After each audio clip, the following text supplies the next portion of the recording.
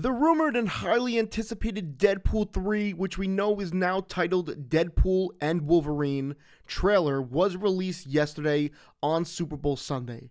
Welcome back to Fantasy Theory. Today we're going to go scene by scene, break down, and theorize the new Deadpool and Wolverine trailer. Before we start, please leave a like, drop a comment, let me know how excited you are for Deadpool 3 after seeing the trailer, and what are your thoughts on the new trailer. Do you think they showed too little or too much? Let me know either way.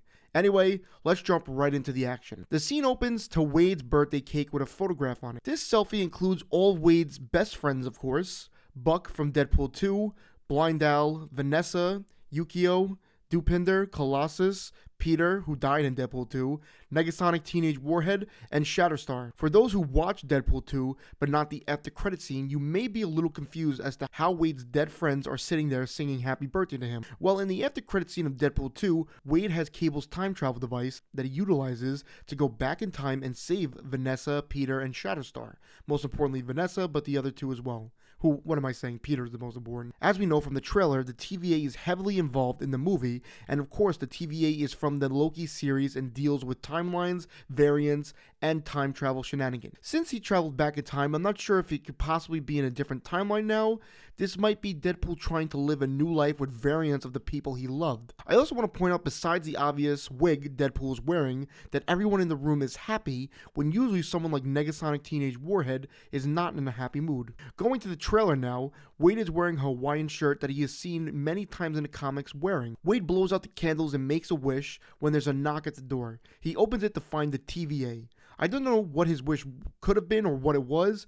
Maybe we'll find out later in the movie, but it's convenient that when he blows out the candles, the TVA show up. When we see the TVA at the door, they ignite their pruning sticks that we know from Loki, and instead of being intimidated by them, Wade says, "Pegging isn't new for me, friendo, but it is for Disney."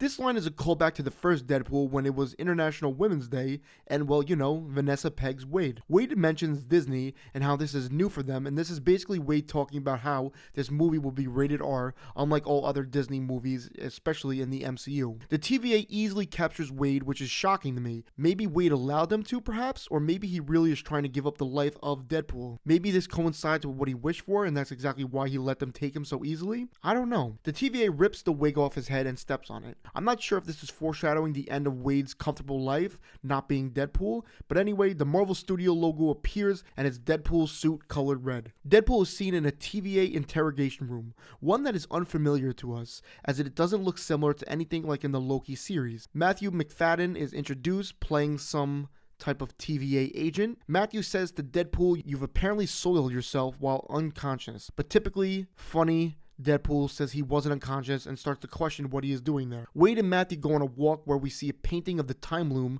on the wall, so we know this takes place directly, or maybe not directly, but after Loki season 2. The next scene, Wade is looking into the locker holding his Deadpool suit with 2 stickers already inside the locker of a bird and something else I can't really figure out to be. Let me know in the comments if you made it out. At this point, Wade has a name tag and it's told he is special. Now this could mean a load of different things. Perhaps his ability to break the fourth wall, or his unique fighting style, or the fact that he cannot be killed. We get our first look at the new suit in the trailer, which looks to be more vibrant red. We now see Deadpool in an area covered of snow, which I've seen a lot of people theorize that Deadpool has traveled to the beginning of the Age of Ultron movie, but we'll talk about that in a little bit. Deadpool is told he can't be the hero among all heroes, where we see many monitors, mainly 3 big ones that contain scenes from Age of Ultron and Thor Ragnarok, specifically 2 Age of Ultron scenes and 1 from Thor Ragnarok. From left to right, we see Iron Man in Age of Ultron.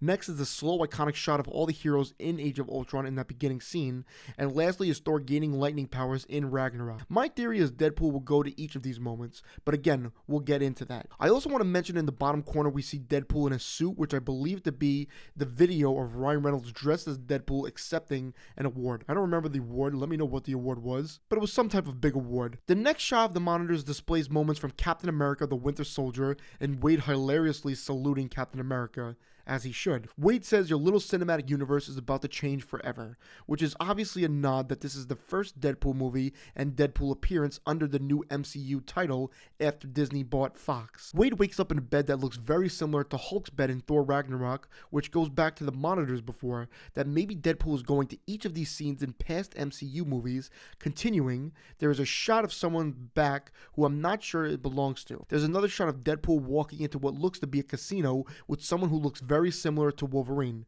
which would line up to the comics of how Wolverine would go out, dress up in a white suit and an eye patch, and go undercover and go by the name of Patch. Deadpool calls himself the Messiah and the Marvel Jesus, which may be a hint that Deadpool is going to save the MCU, and Marvel is kind of embracing that it needs to be saved with the Deadpool 3 movie. I also want to point out when he says this, and they zoom in on his face, there's little strands of hair that seem to be still glued to his head from the wig. Wade is suited up by the looks of help from others, possibly TVA agents, with a few smacks to his ass and a new look and completely comic accurate logo on his belt. We immediately jump to the fighting sequences where we see him fighting TVA agents, which now my question is the TVA divided in some way? We see him throughout the trailer recruited by the TVA, yet here he is brutally fighting them. And let me tell you, I can't emphasize this enough, how brutal he is when he kills them, even in this trailer. But this is normal for Deadpool. Referring back to Age of Ultron scenes on the monitor, it seems to be his exact snowy forest fighting these agents. Deadpool has a super cool sequence of him reloading his pistols, and it's just so awesome, and honestly, I've watched it so many times. In the background you could see, but you may have already known this from the set leaks that they put out months ago, we see a 20th Century Fox logo buried in the sand, which of course 20th Century Fox is the company that made all of the X-Men movies, Fantastic Four movies, and so on. So really, who knows who could show up in this movie? We're hoping for a lot of different people from the X-Men movies, and I'm sure we will get them. I've seen a lot of people say this place is the void that Deadpool's in, which could make sense. The void, by the way, is what we saw in Loki. This is a place where people and things go after they've been pruned. For example, in a few shots, we see a SHIELD helicarrier, and further back, the Golden Gate Bridge, which was actually prominent in the ending of X-Men 3. We see two micro Uzis, which many people speculated belongs to Lady Deadpool, because those are weapons she uses in the comics. And even a cameo from Pyro, played by Aaron Stanford, who played him in both X-Men 2 and X-Men Last Stand. Deadpool does his signature surrender hand, hiding behind something and yelling, "Wait, wait, wait," with his hands up.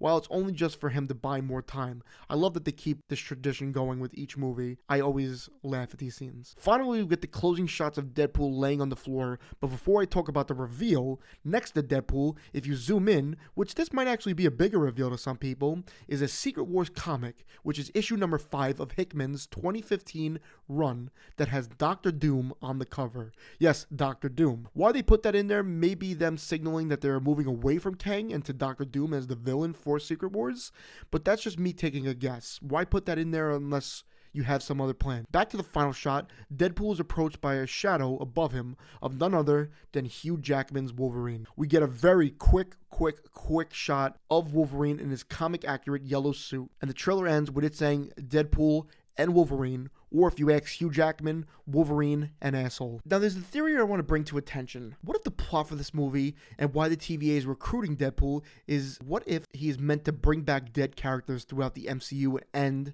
X-Men timeline? Characters that just died and not pruned. This would obviously explain Hugh Jackman returning as Wolverine, but it could explain him being in the exact location like the forest in Age of Ultron. Perhaps he is there to find Quicksilver to bring him back.